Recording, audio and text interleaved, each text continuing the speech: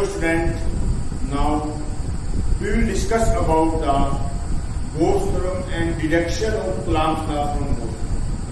Before starting this, we discuss some basic things. सबसे पहले हम डिस्कस करते हैं, बात करते हैं एरिया वेक्टर. एरिया वेक्टर देखो, वैसे तो पता है हमें कि length, area, volume scalar quantity, पर कुछ प्रॉब्लम्स में एरिया को वेक्टर क्वांटिटी माना जाता है. Means area is treated as the vector quantity, that is called area vector. When the direction of area vector is always perpendicular to the surface. अगर मैं इस व्हाइट बोर्ड की बात करूं तो ये भी एक एरिया है, तो ये एरिया वेक्टर है, तो इसकी direction normal to the surface. अगर पीछे वाला एरिया लोगे तो ये डायरेक्शन, इधर वाला लोगे तो ये डायरेक्शन. तो that is the direction of area. Means area vector is the area vector is the magnitude of area into perpendicular direction. And gap का मतलब होता है परपेंडिकुलर विथ नॉर्मल, सरफेस के नॉर्मल. ये आपका area vector. Area vector means अगर मान लिया मैं ये एरिया चूज कर रहा हूं और तो ये इसका परपेंडिकुलर, और अगर मैं इस एरिया की बात करूं तो area vector is equal to magnitude of this, means इसकी value into perpendicular vector. Means that one is unit vector perpendicular to the area, perpendicular to the surface. ये एरिया वेक्टर. अब कुछ चीजें आपकी, जैसे कि सॉलिड एंगल, एक Gauss theorem का प्रूफ है. Gauss theorem, proof of Gauss theorem for any surface. ये आपके सिलेबस में मोस्टली नहीं आती है. फिर भी अगर किसी को इन चीजों की रिक्वायरमेंट है, नॉर्मली मैं नहीं बताऊंगा इनको क्योंकि ये आती नहीं है, आपके एग्जाम में पूछी नहीं जाती है. फिर भी अगर आपको रिक्वायरमेंट है तो आप मुझे कमेंट बॉक्स में कमेंट डालना, तो उसके लिए एक वीडियो अलग से बना दूंगा. मैं सोच रहा हूं यहाँ पे area vector, proof of Gauss theorem of any surface और electric field due to a charge, uniformly charge circular wire, उनके लिए एक वीडियो में अलग से बना दूंगा. वो चीजें वो है जो आपके एग्जाम में मोस्टली नहीं आती है, सिलेबस में भी मोस्टली नहीं है, पर आपकी एनसीईआरटी में पूछी गई चीजें हैं. तो ये चीजें मैं आपको अलग से एक वीडियो बना के उसमें बता दूंगा. अब मैं सीधी बात कर रहा था एरिया वेक्टर की. एरिया वेक्टर आपका हो गया. अब बात करते हैं इलेक्ट्रिक फ्लक्स. इलेक्ट्रिक फ्लक्स क्या है?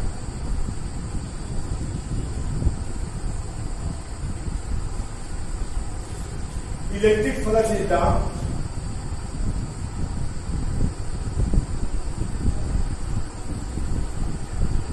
Total electric field lines. Electric field line आपको पता है, दैट इज पास थ्रू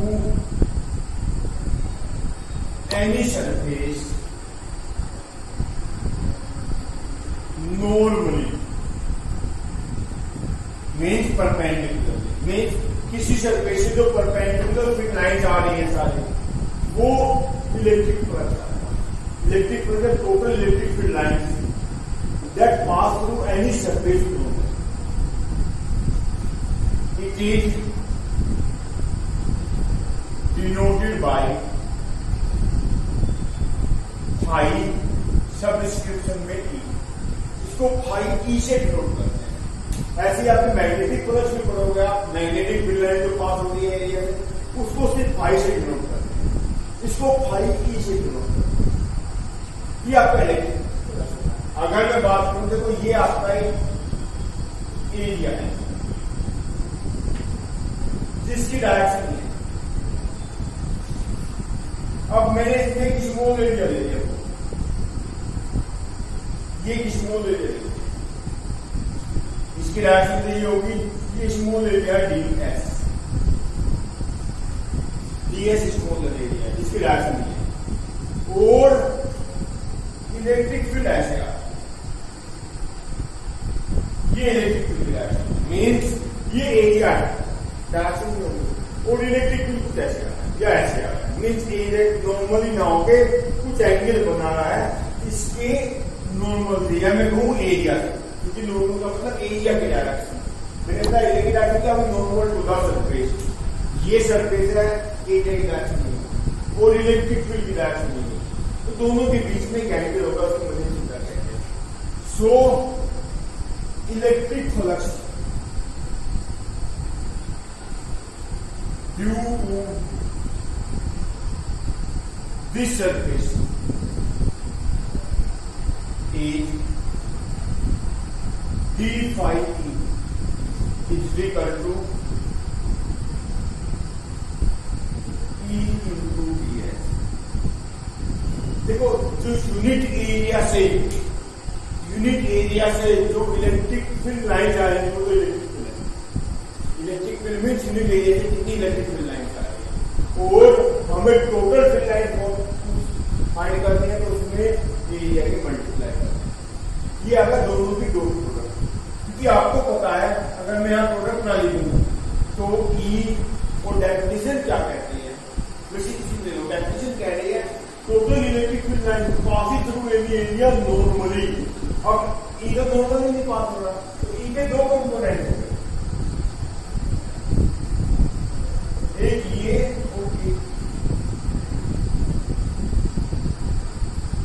एक कंपोनेंट ये हो गया, एक कंपोनेंट ये हो गया। अब ये तो हो गया आपका ई कोस थीटा, मैंने बताया थीटा की डायरेक्शन में आता है कोस होगा, और ये हो गया ई साइन थीटा।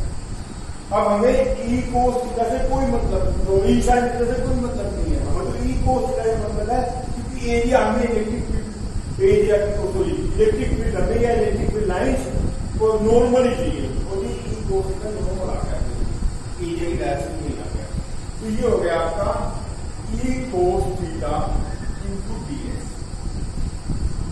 और we can say E DS cos theta. अब आपको पता है ए बी कोस थीटा का मतलब क्या होता है, ए डॉट बी, क्योंकि एरिया भी एक वेक्टर क्वांटिटी है और इलेक्ट्रिक फील्ड भी एक वेक्टर क्वांटिटी है, और इनके बीच एंगल थीटा है, तो ये हो गया आपका ई डीएस, दोनों वेक्टर की डॉट प्रोडक्ट। और डॉट प्रोडक्ट से आपको एक चीज पता लग गई होगी क्या, कि ये एक कैसी क्वांटिटी है, स्केलर क्वांटिटी, क्योंकि डॉट प्रोडक्ट में जो रिजल्टेंट क्वांटिटी होती है वो scalar quantity. So electric flux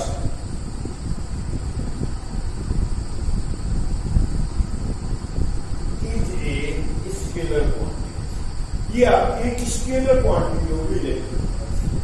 तो इलेक्ट्रिक फ्लक्स स्केलर क्वांटिटी में मैंने बताया कैसे, इसने बताया कि टोटल इलेक्ट्रिक लाइन जो पास होती है नॉर्मली, अब इलेक्ट्रिक फील्ड में इधर नॉर्मल तो था नहीं, तो हमने इसके दो कंपोनेंट में नॉर्मली और एक अलाउंग, मीन ये इलेक्ट्रिक फील्ड था, ये इलेक्ट्रिक फील्ड था, अब एक नॉर्मल कंपोनेंट दिया और एक अलाउंग दिया, अलाउंग से कोई मतलब नहीं, क्योंकि इसने कहा तो नॉर्मली पास होता है, नॉर्मल तो ये पास होता है ई कोस थीटा, तो E cos theta into area DS, area की वैल्यू कितनी है डीएस, तो ई डीएस कोस और ई डॉट डीएस, ये आपका इलेक्ट्रिक फ्लक्स। अब ऐसा यूनिट क्या होगी, ऐसा unit of electric flux newton पर कूलम और एरिया की metre square, newton metre square पर कूलम, और एक होती है वोल्ट मीटर, वोल्ट मीटर।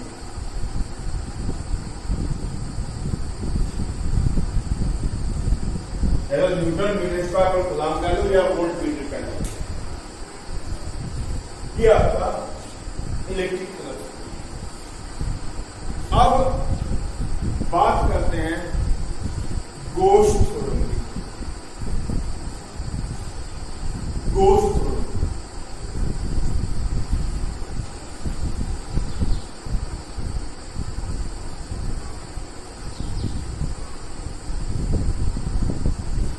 बहुत इंपोर्टेंट चीज है। गोस थ्योरम बहुत इंपोर्टेंट टॉपिक है। गोस थ्योरम क्या है?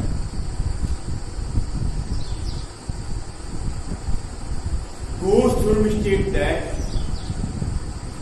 total electric flux through any closed surface is equal to the 1 upon epsilon naught times the total charge enclosed by the surface. Means Gauss theorem states that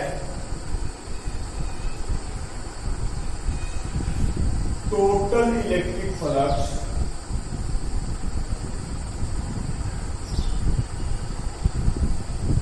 through any closed surface, ये word याद रखना, surface close होना चाहिए। Close surface is equal to the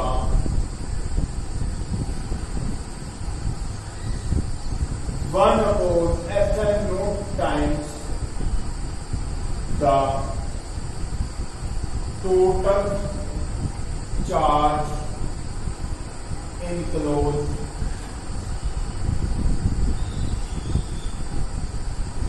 by the surface. Total charge enclosed by the surface means mathematically अगर बात करें, इसका mathematically याद रखना है। 5E total electric is equal to EDS। तो 5E क्या हो गया? अगर DS हो गया। अगर मैं टोटल इलेक्ट्रिक फ्लक्स की बात करूं तो क्या करते हैं इसका इंटीग्रेशन। तो इंटीग्रेशन dy का इंटीग्रेशन हो जाएगा, तो या मैं कहूं EDS का इंटीग्रेशन। तो phi total electric flux is equal to the EDS का इंटीग्रेशन। कोई वैल्यू यहां पे दिया है, means integration of surface ds है, सरफेस का इंटीग्रेशन। तो ये हो गया आपका EDS। देखो एक तो ये सिंबल जो मैंने इंटीग्रेशन के साथ लगाया है, इसका मतलब है सरफेस क्लोज है। ये जो कंप्लीट मैंने सर्किल बनाया है, इसका मतलब है सरफेस क्लोज है। और ये तो आपका क्या है? Electric flux. और ये क्लोज सरफेस है, इंटीग्रेशन एरिया का, और that is equal to the Q upon epsilon. अगर इसके अंदर Q चार्ज है तो उसका 1 अपॉन एप्सिलॉन। ये आपका गोस भी मैथमेटिकल पोर्शन का याद है। अब इसका प्रूफ करते हैं। 4A स्फेरिकल सरफेस,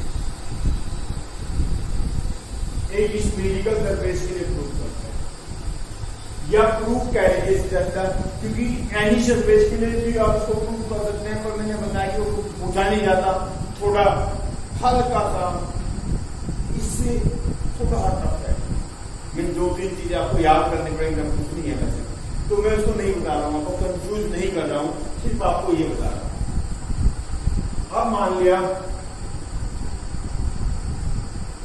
ये स्फेरिकल सरफेस है, क्लोज स्फीयर है,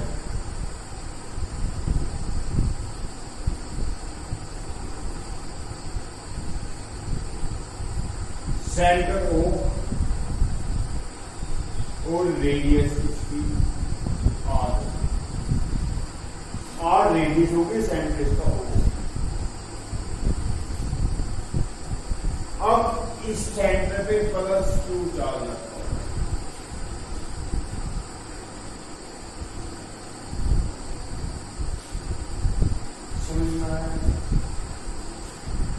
अब हमने इसमें स्मॉल एरिया चूज कर लिया, इसके सरफेस पे स्मॉलर एरिया चूज कर लिया हमने।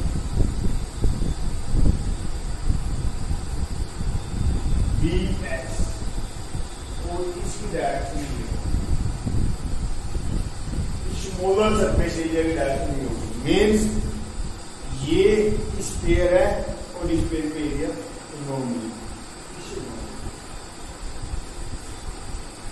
अब बात करते हैं इस एरिया से इलेक्ट्रिक फील्ड, यहां पे पी पॉइंट, इलेक्ट्रिक फील्ड कितना होगा 1/4 pi epsilon not Q upon R। Let we have a small surface area ds on the surface of the sphere of radius r radius की spare पे हमने एक small area ds लिया। So electric field at that E is equal to 1/4 pi epsilon naught Q upon R square। Charge plus Q रखा हुआ है inside में, plus Q का तो E is equal to 1/4 pi epsilon naught Q upon R square। ये लेंगे। Then electric flux of that small area ds, जो आपने ds स्मॉल एरिया चूज किया था उस पर इलेक्ट्रिक फ्लक्स कितना होगा।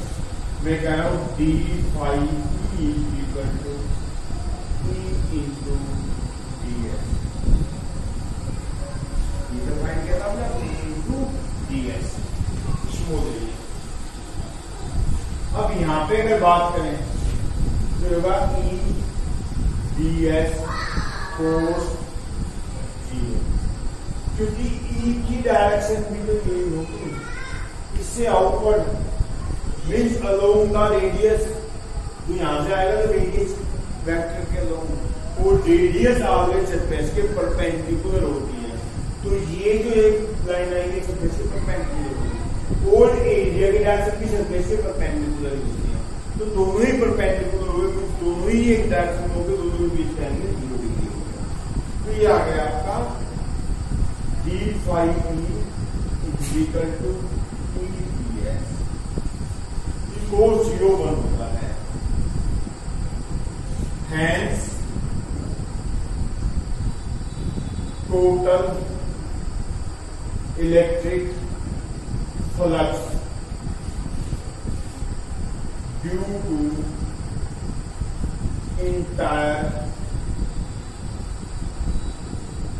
spherical surface means इस पूरे spherical surface में इलेक्ट्रिक सरफेस स्फीयर का मतलब होता है जैसे एक बॉल होती है। ये तो सर्किल दिखाई दे रहा है, 3D तो फिगर बन नहीं सकती आपको, पर ये 3D फिगर है, लाइक एक बॉल के तरीके की 3D फिगर है।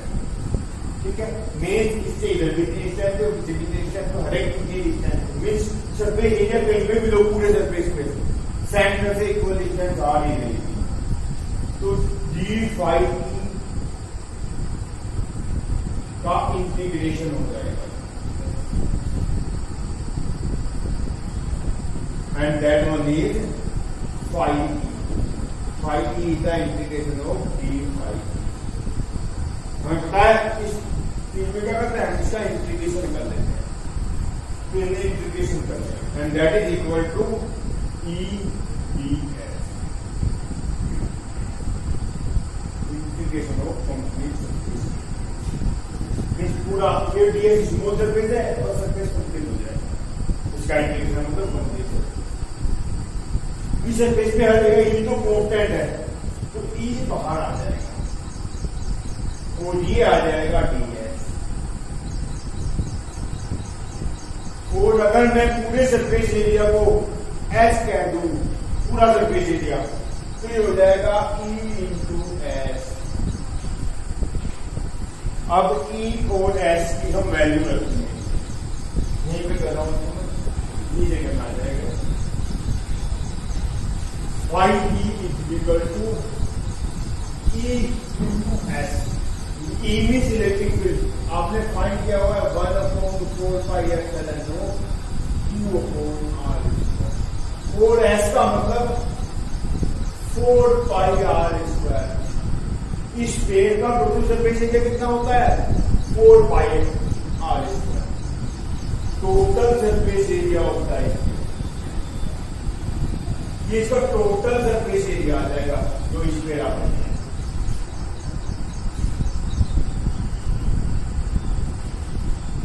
टोटल सरफेस एरिया तो 4π करके r² 5e equal to 2/ε।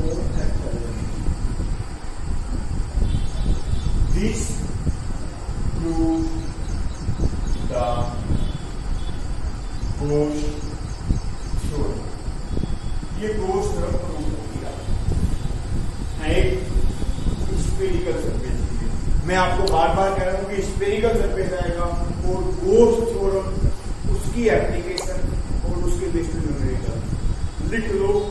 3 to 5 marks का आना नहीं आएगा। 3 मार्क्स का आएगा तो Gauss थ्योरम में एप्लीकेशन आएगी, और अगर 5 मार्क्स में आएगा तो एक न्यूमेरिकल भी आ जाएगा इसके बेस पे। और अगर 2 मार्क्स में आएगा, वैसे बहुत कम चांस है, 2 मार्क्स में जाएगा तो Gauss थ्योरम में आपकी कोई एप्लीकेशन नहीं। तो 100% एक ये क्लास है, इससे नेक्स्ट क्लास Gauss थ्योरम आज कुछ नेक्स्ट क्लास में होगी। इसकी एप्लीकेशन 3 एप्लीकेशन है नेक्स्ट क्लास में होंगी, और उन 3 बल्कि 3 ही मान लो 4 मान लो, उनमें से कुछ ना कुछ आना है। बहुत ईजी एप्लीकेशन है तो उसको देखना ध्यान से।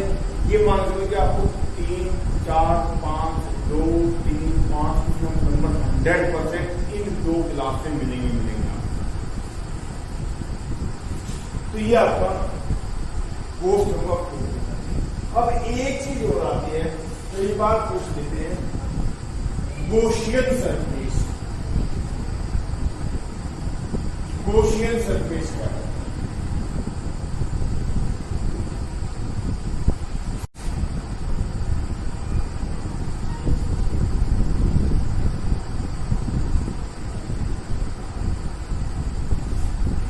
Any hypothetical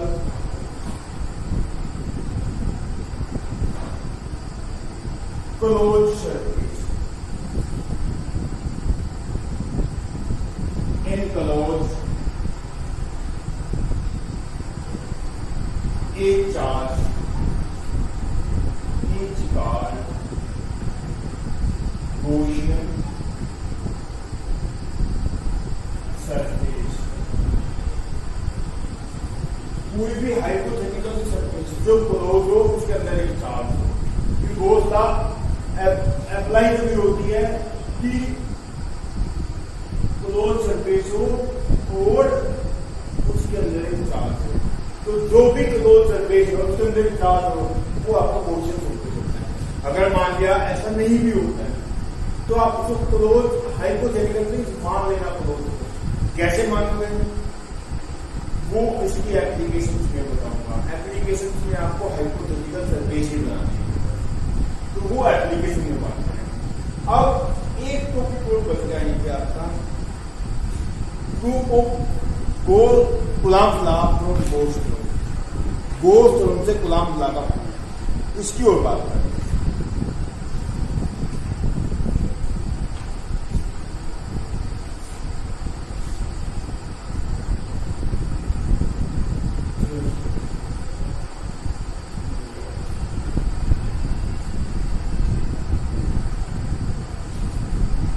Coulomb's law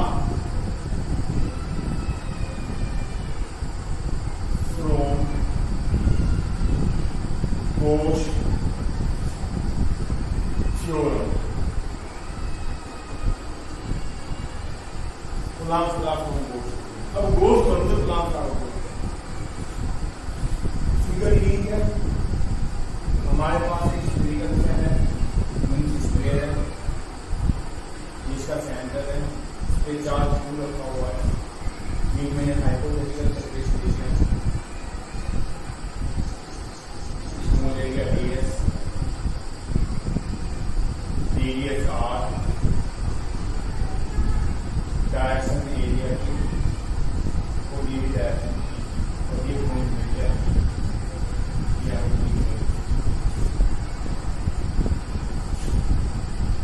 there we have a closed surface. बार बार लिखने की जरूरत है, मुझे लैंग्वेज आपको पता लग जाएगा। तो रेडियस आर क्लोज बल्कि स्फेरिकल सरफेस देगा। Close spherical surface of radius r and enclose a charge q. So according to Gauss theorem,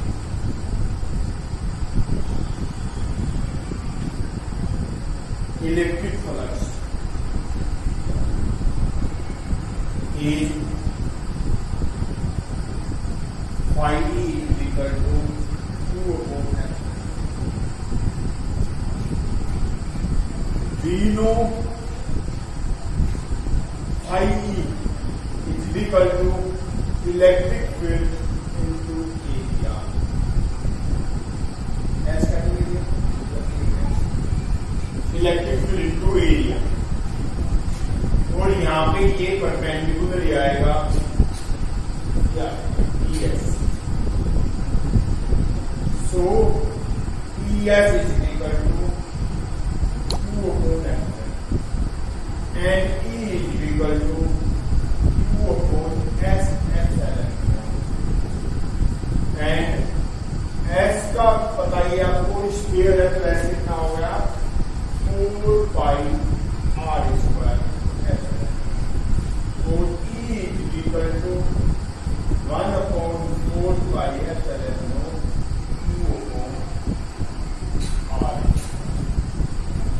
आपको पता ही है वही आना था। अब बात करें when we place a charge Q naught on point, so force on this charge कितना फोर्स होगा Q naught E charge into electric Q naught E। अब इसकी वैल्यू कितनी होगी, कितना होगा फोर्स Q नोट और E हो गया 1 upon 4 pi epsilon naught Q upon R। तो F इज इक्वल टू हो गया 1 upon 4 pi epsilon naught Q naught upon R। ये आपका फोर्स आ गया। वो कूलॉम लॉ क्या कहता है, एक चार्ज यहाँ प्लेस है, एक चार्ज यहाँ प्लेस है, दोनों के बीच में फोर्स कितना होगा 1 अपॉन 4 पाई एप्सिलॉन नोट। पहला चार्ज दूसरा चार्ज, यहाँ पे Q है, यहाँ पे Q नोट है, तो दोनों के बीच की डिस्टेंस एक ही तो है, क्योंकि वो सरफेस पे है और ये सेंटर पे, दोनों के बीच की डिस्टेंस कैसा है। तो this proves the Coulomb's law. ये कूलॉम्स लॉ आपका by the help of Gauss theorem. Gauss theorem के हेल्प से आपने कूलॉम्स लॉ प्रूव कर। अब इसकी एप्लीकेशन नेक्स्ट वीडियो में बात करेंगे। नेक्स्ट वीडियो में आपका चैप्टर कंप्लीट हो जाएगा, इसकी एप्लीकेशन पढ़ेंगे वो हो जाएंगे नेक्स्ट वीडियो में। वो दूसरी चीज मैं फिर कह रहा हूं कि न्यूमेरिकल साथ के साथ करते रहो, क्योंकि अगर 5 मार्क्स में क्वेश्चन आएगा तो उसमें 2 नंबर का मिलेगा, 100% आएगा, 3 मार्क्स की थ्योरी और 2 मार्क्स का मिलेगा। मुश्किल रेयर चांस है कि 5 के 5 मार्क्स आपकी थ्योरी आ जाए या डेरिवेशन आ जाए। न्यूमेरिकल 100% आता है 5 मार्क्स, 2 मार्क्स, ठीक है। तो ये आपका मैंने आपको गॉस थ्योरम बताई, एरिया वेक्टर बताया, गॉसियन सरफेस बताया, इलेक्ट्रिक फ्लक्स बताया, गॉस थ्योरम बताई और कूलॉम्स लॉ को गॉस थ्योरम बताया। ये मैंने आज आपको चीजें बताई है, ज्यादा मैं नहीं बताऊंगा, बस कुछ इसके वीडियो के बाद न्यूमेरिकल प्रॉब्लम है उनको भी सोल्व करके देखना। और आई होप आपको ये चीजें इंटरेस्टिंग लगेंगी और अच्छी लगेंगी और आप अब फिजिक्स में जो प्रॉब्लम्स आपको आ रही है वो नहीं आएंगी। फिर भी कोई प्रॉब्लम है तो आप मुझे बताइए, कमेंट कीजिए और मैं आपको प्रॉब्लम दूंगा। कोई न्यूमेरिकल प्रॉब्लम आ रही है तो न्यूमेरिकल प्रॉब्लम का भी सोल्यूशन दे दूंगा, आपके लिए अलग से वीडियो बनाऊंगा। जो भी आपको प्रॉब्लम